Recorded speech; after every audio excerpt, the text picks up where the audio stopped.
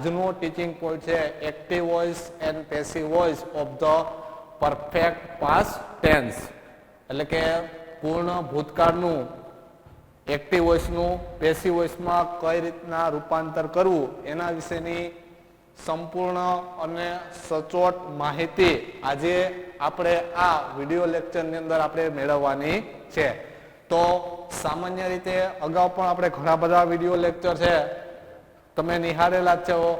તો એની અંદર છે તો કોઈ પણ કાળના વાક્યનું વારંવાર આપણે તેને રિપીટ કરતા આવ્યા છીએ. ફરી એક વખત આપણે રિપીટ કરીએ કે કોઈ પણ કાળના વાક્યનું એક્ટિવ વોઇસમાંથી પેસિવ વોઇસમાં રૂપાંતર કરવા માટે સામાન્ય કુલ 5 નિયમો છે.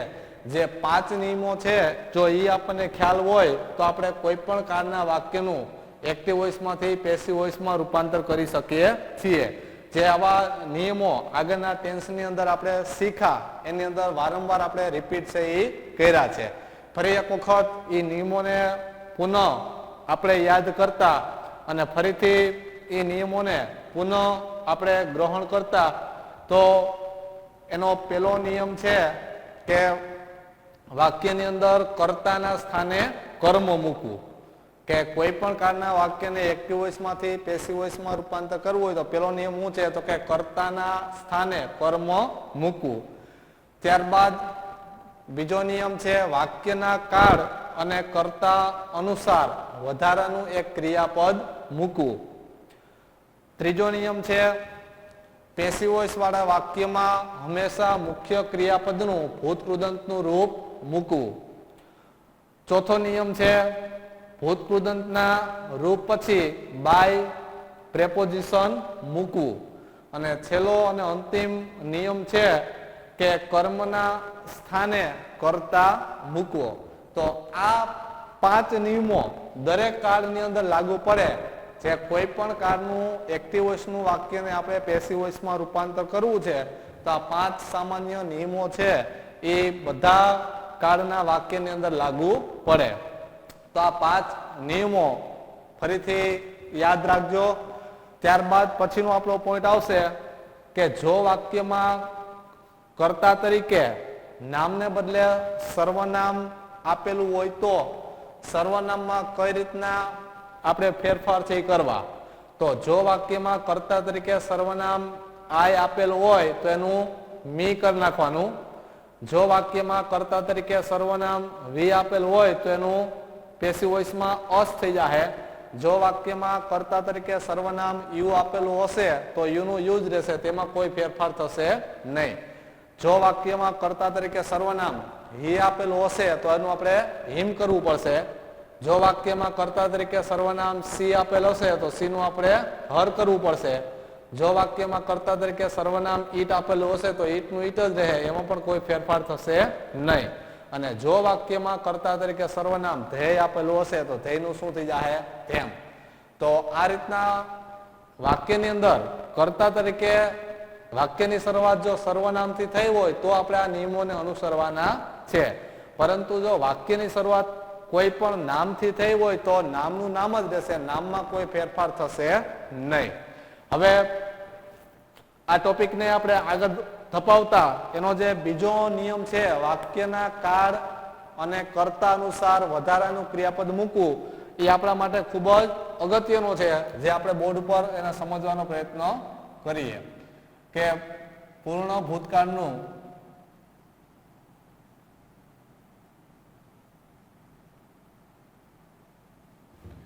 એવીમાંથી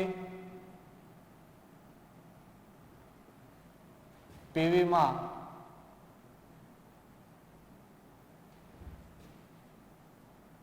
રૂપાંતર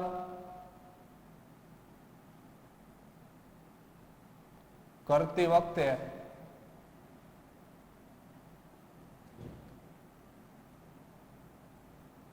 વધારાના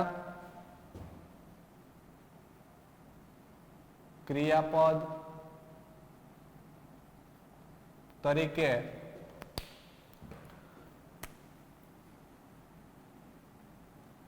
had been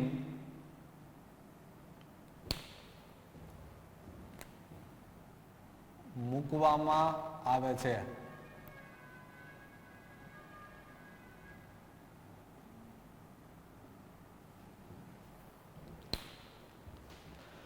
તો પૂર્ણ ભૂતકાળની અંદર પૂર્ણ ભૂતકાળનું એક્ટિવ વોઇસમાંથી પેસિવ વોઇસમાં રૂપાંતર કરવા માટે વધારાના ક્રિયાપદ તરીકે હેડ બીન મૂકવામાં આવે છે. એટલી વસ્તુની આપણને ખ્યાલ હોવો જોઈએ કે આપણી સમક્ષ પૂર્ણ ભૂતકાળનું વાક્ય આપેલું છે અને એને આપણે એક્ટિવ વોઇસમાંથી પેસિવ વોઇસમાં રૂપાંતર કરવું છે.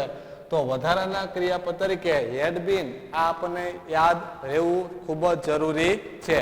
તો એક્ટિવ એન્ડ પેસિવ વોઇસની એટલી થિયરીની માહિતી મેળવ્યા બાદ હવે પ્રેક્ટિકલ એના વાક્ય તરફ હવે આપણે આગળ વધીએ.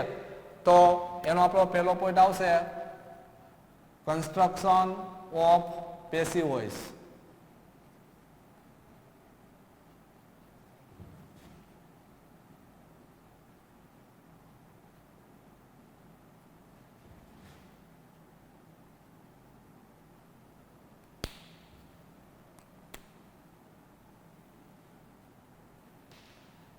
Construction of passive voice. હવે પૂર્ણ ભૂતકાળના વાક્યનું હકાર વાક્ય, નકાર વાક્ય અને પ્રશ્નાર્થ વાક્યનું એક્ટિવ વોઇસમાંથી કઈ રીતના પેસિવ વોઇસમાં રૂપાંતર કરાય તેની માહિતી હવે આપણે વાક્ય રચના દ્વારા આપણે મેળવવાનો પ્રયત્ન કરશું. જેમાં આપણે પહેલો પોઈન્ટ આવશે પીવી એફર્મેટિવ સેન્ટેન્સ.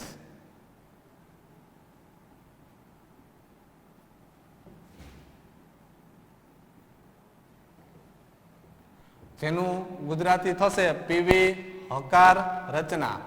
કે પૂર્ણ ભૂતકાળનું હકાર વાક્ય આપ્યું હોય અને એનું એક્ટિવ વોઇસમાંથી પેસિવ વોઇસમાં આપણે રૂપાંતર કરવું હોય તો એની વાક્ય રચનાનું આપણને જ્ઞાન હોવું જરૂરી છે. કે જે સામાન્ય 5 નિયમો જે આપણે શરૂઆતમાં યાદ કર્યા હતા એ જ નિયમો પર શું છે એની વાક્ય રચના આખી ડિપેન્ડેબલ છે. તો એનો નિયમ પ્રમાણે આપણે વાક્ય રચના આપણે બનાવીએ તો પેલો નિયમ આપણો હતો કર્તાને સ્થાને કર્મ મૂકવું. એટલે પેલા શું આવશે ઓબ્જેક્ટ કર્મ. કે કર્તાની જગ્યાએ આપણે શું મૂકવાનું છે કર્મ. પછી બીજો નિયમ હતો વાક્યના કાળ અને કર્તા અનુસાર વધારાનું ક્રિયાપદ. તો વધારાનું ક્રિયાપદ શું આવશે હેડ બીન. પછી ત્રીજો નિયમ હતો ક્રિયાપદનું ભૂતકૃદંતનું રૂપ મૂકવું. ચોથો નિયમ હતો ભૂતકૃદંતના રૂપ પછી બાય પ્રેપોઝિશન મૂકવું. અને પાંચમો નિયમ હતો કર્મના સ્થાને કર્તા મૂકવો અને છેલ્લે અન્ય શબ્દ.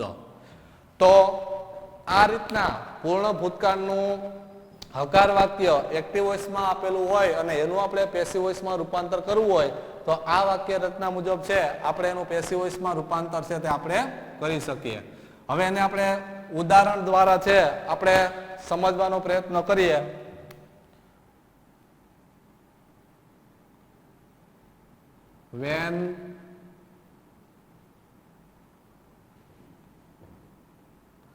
when the principal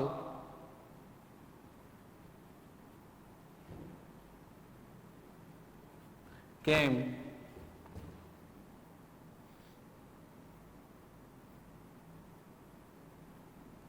Pune had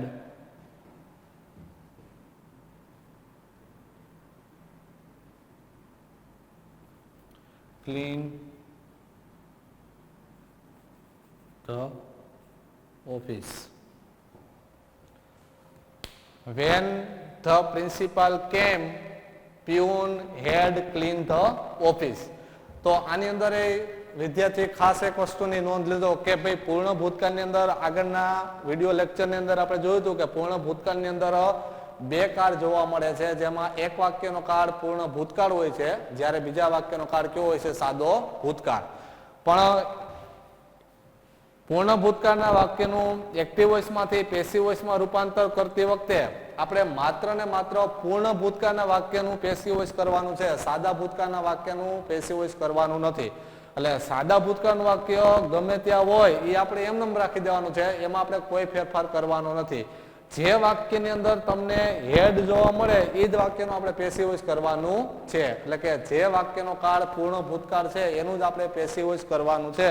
સાદા ભૂતકાળનું વાક્ય એ ગમે ત્યાં હોય, વાક્યની શરૂઆતમાં હોય કે વાક્યના અંતે હોય, એમાં આપણે કોઈ ફેરફાર કરવાનો નથી. એટલે કે વાક્ય જ્યાં હોય ત્યાં એમનેમ આપણે મૂકી દેવાનું છે. તો આનો હવે આપણે પેસિવ વોઇસ કરીએ તો આનો પેસિવ વોઇસ આ રીતના થશે, when the principal came. આ વાક્ય આપણે એમને મૂક્યું, શું કામે? તો કે સાદા ભૂતકાળનું વાક્ય છે. જે આપણે આગળ શીખ્યા એ પ્રમાણે કે સાદા ભૂતકાળનું વાક્ય કેવું આવશે? એમનેમ, એમાં કોઈ ફેરફાર થશે નહીં. પેસિવ વોઇસ આપણે કેનું કરવાનું છે? પૂર્ણ ભૂતકાળનું. Peon had clean the office. એટલે જ્યારે આચાર્ય આવ્યા ત્યારે પટ્ટાવાળાએ ઓફિસ સાફ કરી નાખી હતી. તો અહીંયા પણ ક્રિયાપદ પછીનો જે શબ્દ હોય, ક્રિયાપદ પછીનો જે શબ્દ હોય શું હોય છે? એ કર્મ હોય છે. કે પટ્ટાવાળાએ શું સાફ કરી નાખી હતી? તો કે ઓફિસ. એટલે કોઈ પણ વાક્યને શું વડે તમે પ્રશ્ન પૂછો અને જવાબમાં તમને જે મળે એ શું હોય છે? કર્મ હોય છે. તો અહીંયા જવાબમાં આપણને શું મળ્યું? ઓફિસ. અને કર્મ ગોતવાની બીજી શોર્ટકટ એ છે કે ક્રિયાપદના V3 ના રૂપ પછીનો જે શબ્દ હોય શું હોય છે? કર્મ. તો હવે આ પૂર્ણ ભૂતકાળનું વાક્ય છે એનું આપણે પેસિવ વોઇસ કરવાનું છે. તો કર્તાના સ્થાને આપણે શું મૂકવાનું છે? કર્મ. કર્તાના સ્થાને કર્મ મૂકવાનું છે. આ વાક્યમાં કર્મ શું છે? The office.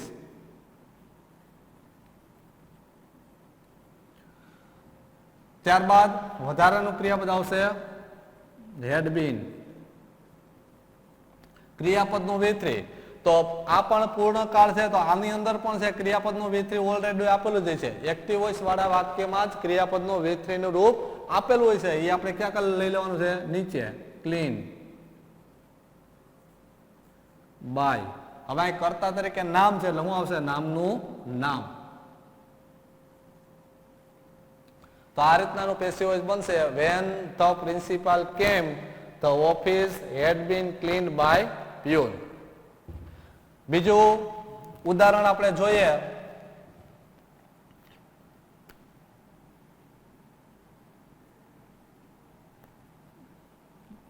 Kohli had hit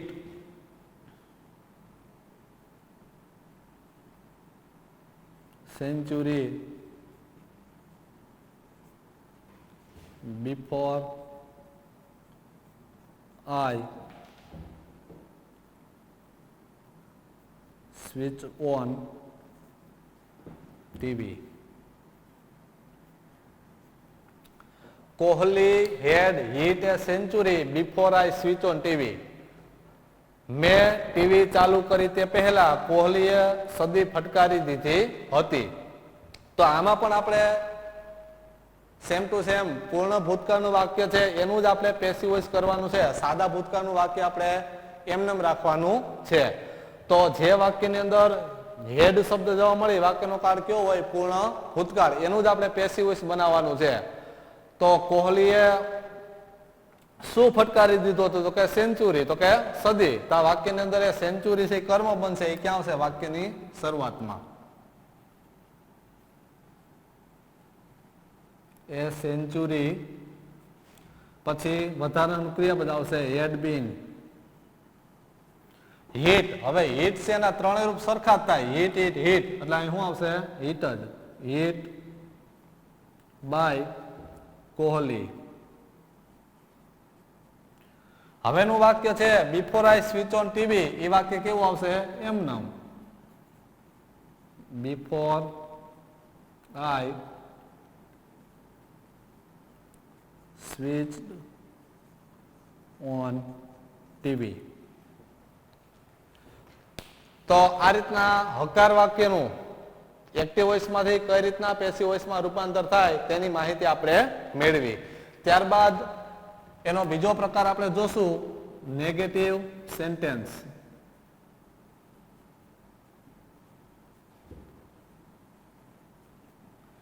negative sentence. તો નકાર વાક્ય રચના કે હકાર વાક્ય રચના માંથી પીવી નકાર વાક્ય રચના બનાવવા માટે પણ બહુ જાજો તફાવત નથી. માત્ર પૂર્ણ ભૂતકાળનું સહાયકારક ક્રિયાપદ હેડ છે, હેડ પછી નોટ મૂકી દેવામાં આવે, અહીંયા ખાલી હેડ બીન છે એની વચ્ચે નોટ મૂકી દેવામાં આવે એટલે પીવી એફર્મેટિવ માંથી પીવી નેગેટિવ ની અંદર શું થાય, એનું રૂપાંતર છે એ થતું જોવા મળે છે. તો એની આપણે વાક્ય રચના જોઈએ તો એની વાક્ય રચના બનશે object plus head note plus bin plus v3 plus by plus subject plus OW. તો માત્ર ફેર એટલો છે કે હેડ પછી નોટ શબ્દ મૂકી દો, હેડ પછી નોટ શબ્દ મૂકવામાં આવે એટલે એનું પીવી એફર્મેટિવ માંથી પીવી નેગેટિવ સેન્ટેન્સ ની અંદર શું થાય, એનું રૂપાંતર છે આપણને થતું જોવા મળે છે. એનું પણ આપણે એક્ઝામ્પલ છે એ જોઈએ તો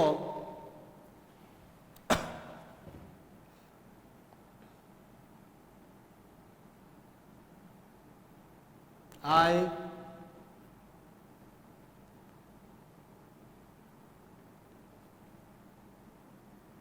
visited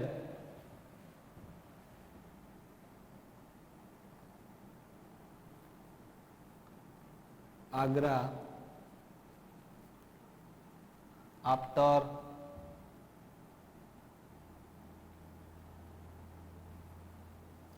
my father given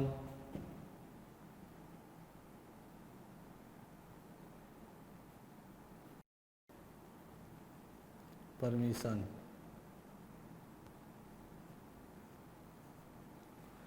I visited Agra after my father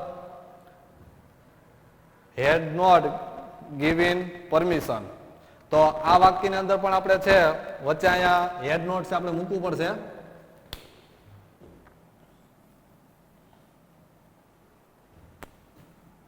My father had not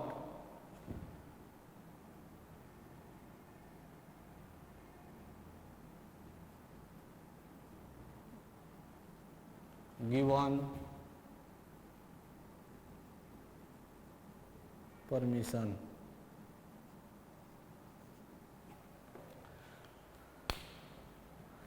I visited Agra after my father had not given permission. એટલે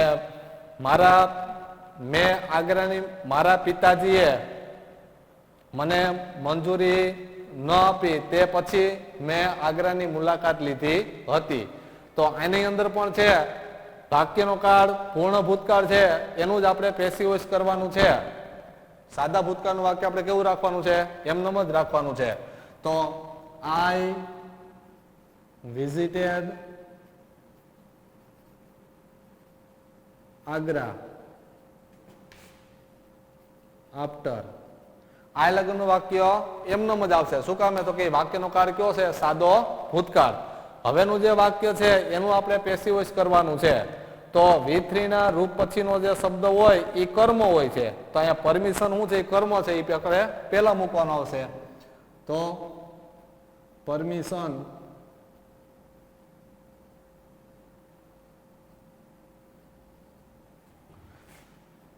had not been given. ક્રિયાપદનું V3 નું રૂપ એમનેમ જ આવશે. given by. હવે કર્તા તરીકે નામ છે એટલે શું આવશે, નામનું નામ. by my father. તો આ રીતનાનું પેસિવ વોઇસ બનશે. I visited Agra after permission had not been given by my father.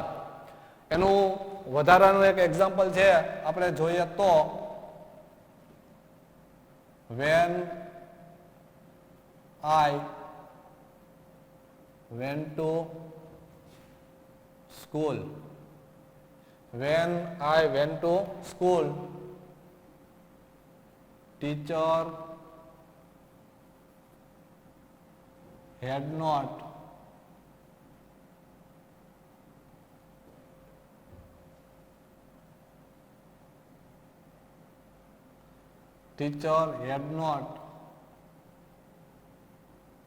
punished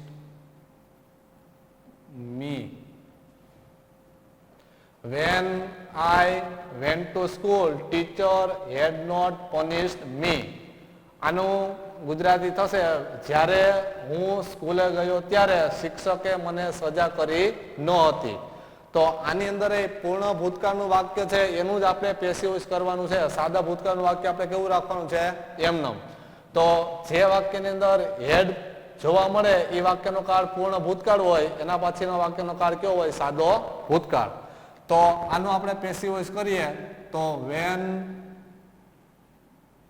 I went to school. When I went to school. શું કામે? તો કે વાક્યનો કાળ સાદો ભૂતકાળ છે એટલે એમનેમ જ મૂકવામાં આવશે. હવે વાક્યમાં ક્રિયાપદ પછીનો શબ્દ છે કર્મ છે તો મી. તો મી છે એ કર્મના સ્થાને છે તો ફરીથી કર્તાના સ્થાને આવે એટલે એનું શું થઈ જાય? આઈ. પછી વાક્યનો પ્રકાર નકાર એટલે શું આવશે? Had not been. I had not been punished.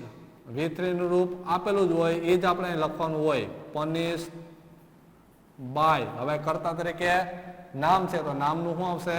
નામ ટીચર.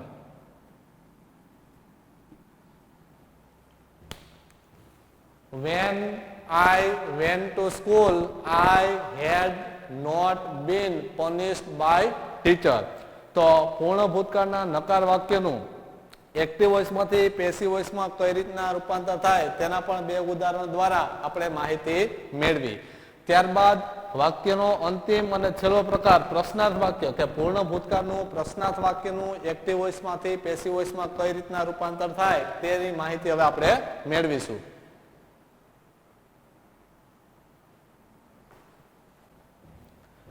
પીવી એફર્મેટિવ સેન્ટેન્સ અને પીવી નેગેટિવ સેન્ટેન્સ શીખી લીધા બાદ એના પછીનો આપણો પ્રકાર છે PV interrogative sentence.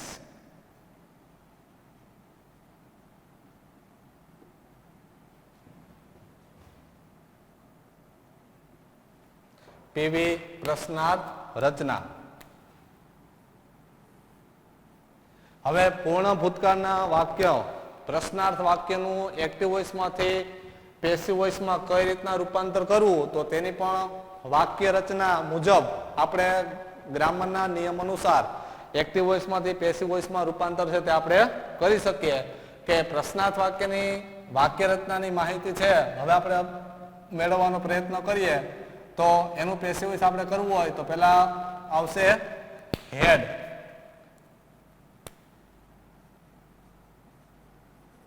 Plus object plus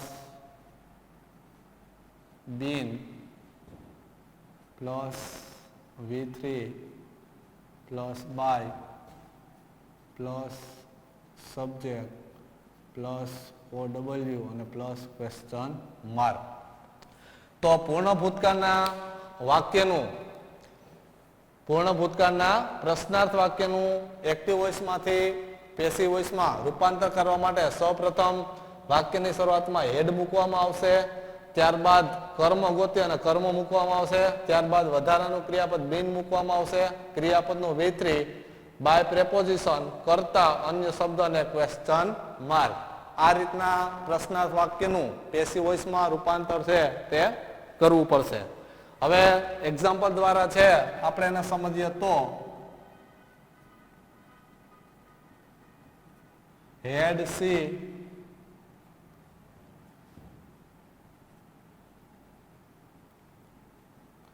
drawn a picture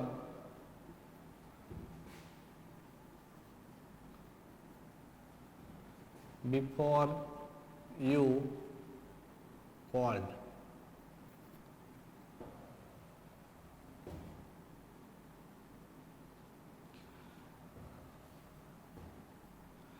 head she drawn a picture before you called her. એટલે તમે તેણીને બોલાવી તે પહેલા તેણીએ ચિત્ર દોરી નાખ્યું હતું. તો વાક્યનો પ્રકાર છે એ પ્રશ્નાર્થ છે. તો આની અંદર પણ આપણે જે વાક્યનો કાળ પૂર્ણ ભૂતકાળ છે એનું જ આપણે પેસિવ વોઇસ કરવાનું છે. સાદા ભૂતકાળનું વાક્ય એમનેમ આપણે રાખવાનું છે. તો હેડ વાળું વાક્ય છે આગળ પણ આપણે શીખી ગયા. જે વાક્યની અંદર હેડ હોય વાક્યનો પ્રકાર કેવો હોય? પૂર્ણ ભૂતકાળ હોય. અને એના પછીના વાક્યનો કાળ કેવો હોય? સાદો ભૂતકાળ. તો પૂર્ણ ભૂતકાળનું વાક્ય છે એનું આપણે પેસિવ વોઇસ બનાવીએ. તો શરૂઆતમાં હેડનું છે હેડ એમને મૂકી દેવામાં આવશે. હેડ પછી કર્મ. તો કર્મ શું છે? એ પિક્ચર. Head a picture. પછી વધારાનું ક્રિયાપદ શું આવશે? બીન. ક્રિયાપદનું V3 નું રૂપ આપેલું જ હોય એ જ આપણે લખવાનું છે. Drawn by. હવે અહીં કર્તા તરીકે નામ નથી પણ સર્વનામ છે. સી એટલે શું થઈ જાય? સી નું હર. એટલે કર્તાના સ્થાને કર્મ એટલે સી નું કર્મ શું થાય? હર. હવેનું જે વાક્ય છે એ વાક્ય કેવું આવશે? એમનેમ. એમાં કોઈ ફેરફાર થશે નહીં. Before you called Har.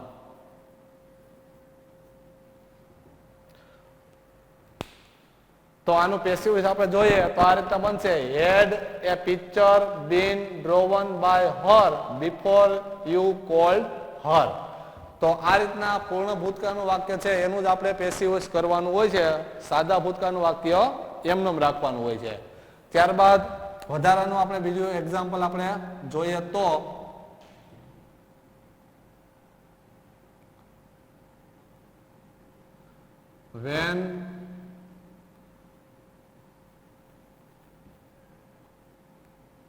when the guest came, had mother made tea. When the guest came, had mother made tea. તો જ્યારે મહેમાનો આવ્યા ત્યારે માતાએ ચા બનાવી હતી. તો આની અંદર પણ છે પૂર્ણ ભૂતકાળનું વાક્ય અહીંથી હેડથી શરૂ થયું. અહીંથી આપણને ખબર પડે કે આ વાક્યનો કાળ હેડ મધર મેડ ટી એ વાક્યનો કાળ પૂર્ણ ભૂતકાળ છે. પેસિવ વોઇસ એનું થશે. વેન ધ ગેસ્ટ કેમ એ વાક્યનો કાળ સાદો ભૂતકાળ છે. એટલે વાક્ય કેવું આવશે? એમનેમ. તો when the guest came એ વાક્યનો કાળ સાદો ભૂતકાળ છે. એટલે વાક્ય કેવું આપ્યું આપણે? એમનેમ. હવે આનું પેસિવ થશે તો આમાં પણ પેલા હેડ નું હેડ આવશે. હેડ પછી કર્મ. તો કર્મ થી શું છે? ટી. હેડ ટી બીન મેડ. V3 નું રૂપ આપેલું જ હોય એ જ આપણે મૂકવાનું હોય. બાય. અને અહીંયા કર્તા તરીકે નામ છે એટલે નામનું શું આવશે? નામ mother. when the guest came had tea been made by mother. તો અહીંયા પણ છે આપણે પૂર્ણ ભૂતકાળના પ્રશ્નાર્થ વાક્યનું એક્ટિવ વોઇસમાંથી કઈ રીતના પેસિવ વોઇસમાં રૂપાંતર થાય તેના બે ઉદાહરણ દ્વારા આપણે સંપૂર્ણ માહિતી મેળવી. આજના આ વિડિયો લેક્ચરની અંદર આપણે પૂર્ણ ભૂતકાળનું એક્ટિવ વોઇસમાંથી પેસિવ વોઇસમાં હકાર વાક્ય રચનાનું, નકાર વાક્ય રચનાનું અને પ્રશ્નાર્થ વાક્ય રચનાનું કઈ રીતના રૂપાંતર થાય ગ્રામરના નિયમ અનુસાર તેની સંપૂર્ણ અને સચોટ માહિતી આજના આ વિડિયો લેક્ચરની અંદર આપણે જોઈ. Thank you.